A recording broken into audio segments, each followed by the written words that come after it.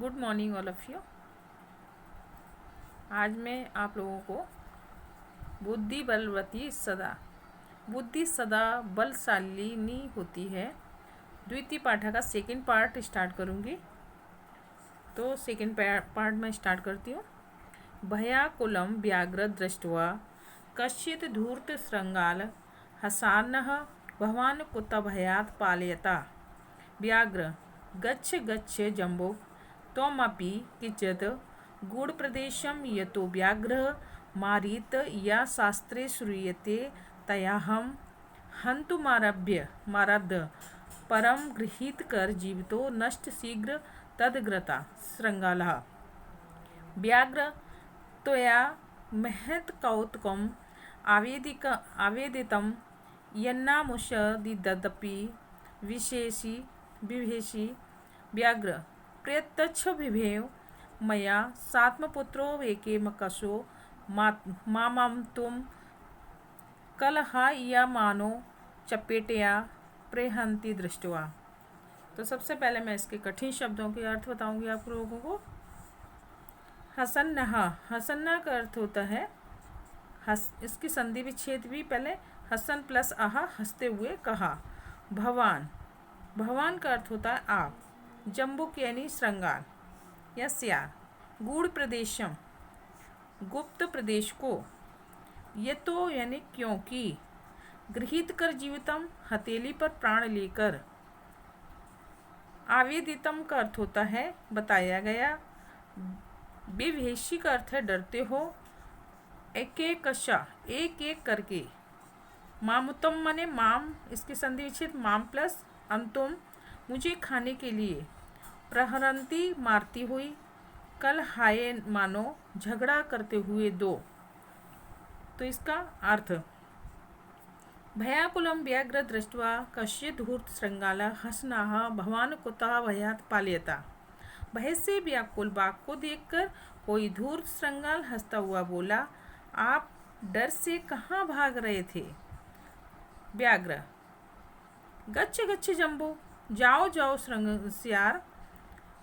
तुम अपि किच्चति गूढ़ प्रदेशम, तुम भी किसी गुप्त स्थान को चले जाओ। ये तो व्याघ्र मारीति या जाम शास्त्रे सुरेते ताहेते हंतुमारब्ध परम गृहीत कर जीवतो नष्ट शीघ्र तदग्रता। क्योंकि व्याघ्र मारी जो शास्त्र में सुना जाता है उसके द्वारा मैं मारा जाता, परंतु मैं हथेली पर प्राण लेकर अपने आगे से शीघ्र भाग गया। श्रृंगाल व्याघ्र त्वया महाकौतुकम आवेदितम यन्नानुषादति विभेषि। शेर तुम्हारे द्वारा महान आश्चर्य बताया गया जो तुम मनुष्य से भी डरते हो। बाघ व्याघ्र प्रत्यक्षमेव मया सातपुत्रो वेकेकशो मामुतम कल हाय मानो चपेटिया प्रहरन्ति दृष्ट्वा। मुझे खाने के लिए मुझे झगड़ते हुए पुत्रों को थप्पड़ से मारती हुई वह मेरे द्वारा प्रत्यक्ष देखी गई। नेक्स्ट उसके आगे का पैरा। जम्बुक स्वामिना यत्रास्ते सा धूर्ता तत्र गम्यताम व्याघ्र तव पुनः गतस्य सा सम्मुख समीक्षते यदि तहिर्त्वा अहे हन्त्वा इति। व्याघ्र श्रृंगार यदि त्वं मामुक्ता यासि तदा बेलाप्यवेला स्यात्। जम्बो यदि एव तहिर्मा निजगले बधित्वाचलं सत्वरं सा व्याघ्र तथा कृत्वा कानन ययो श्रृंगालेन सहित पुनरयान्त। व्याघ्र दूरा दृष्ट्वा बुद्धिमती चिन्तवती जम्बो कृतोत्साहाद् व्याघ्रात् कथं मुच्यतां परं प्रत्युन्पतिमती सा जम्बुक माक्षेन पनितिर्ल्या तर्जयन्तु वाचा। तो सबसे पहले मैं इसके कठिन शब्दों के अर्थ लूँगी। इच्छिते, इच्छिते का अर्थ होता है देखती है। तहिर माने तो, मुमुक्ता माने छोड़कर, याशी माने जाते हो, बेला माने शर्त, निज गले अपने गले में, बद्धध्वा माने बांधकर, सत्वरम माने शीघ्र, तथा कृत्वा यानी वैसा करके। ययो माने गया, पुनरा यंतम माने होता है पुनः, संधि विच्छेद इसकी पुनः प्लस आयंतम, फिर आते हुए को।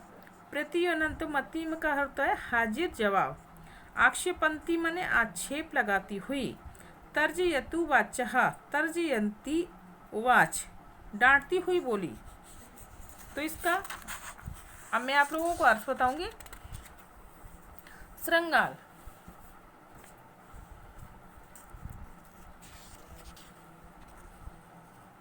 श्रृंगाल स्वामिना बोलती है स्वामी, यत्रास्ते माधुरता तत्र गम्यता, जहाँ वह धूर्ता है वहाँ चलो बाग। तब पुनः तत्र गतमस्य सा समुख्य समीपच्छते यदि तहिर्त्वा अहिन हंतवा इति। यदि आपके पुनः वहाँ जाने पर वह सम्मुख दिखती है तो मैं तुम्हारे द्वारा मारने योग्य हूँ बाघ। श्रृंगाल, यदि त्वं मां मुमुक्ता यासि तदा बेलाप्य वेला स्यात्।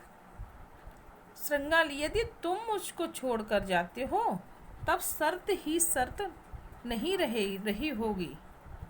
श्रृंगाल, यदि एव तहिर्मा निज गले बंधत्वा चल सत्वरम, यदि ऐसा हो तो मुझे अपने गले में बांधकर चलो। साम व्याघ्र तथा कित्वा कानन अयो, वह बाघ वैसा करके वन को चला गया।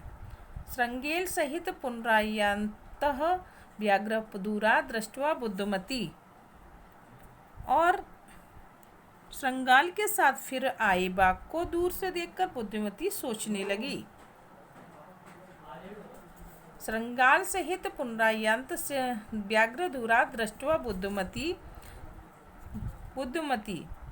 तो श्रृंगाल के साथ फिर आए हुए बाघ को दूर से देखकर बुद्धिमती सोचने लगी। सोचने लगी। चिंतवती जम्बुक्रतो तो साहद व्याघ्रात कथमुच्चयाम परम प्रत्युन्नपत्यमति सा जम्बुक माछी पंक्ति ले गया तर्जयंतो वाचा। फिर वो चिंता में चिंतित होकर बोलने लगी, श्रृंगाल द्वारा उत्साहित किए गए इस बाघ से कैसे छूटा जाए। परंतु तुरंत उत्पन्न हुई बुद्धि वाली वह श्यार पर आपेक्ष लगाती हुई डांटती हुई बोली, रे धूर्त त्वा दंत महाव्याघ्र त्रयम पुरा विश्वावास्या धेक्य मानिया कथम याशी बदाधुना। तो अन्वय इसका, रे धूर्त त्वया मह्यम पुरा व्याघ्र धीरतम दत्तम विश्वासस्य एकम आनीय कथम यासी इति अधुनावत। तो विश्वावास्य माने कहता विश्वास दिलाकर, पूरा का अर्थ होता है पहले, आनी का अर्थ होता है आकर, याशी माने जाते हो।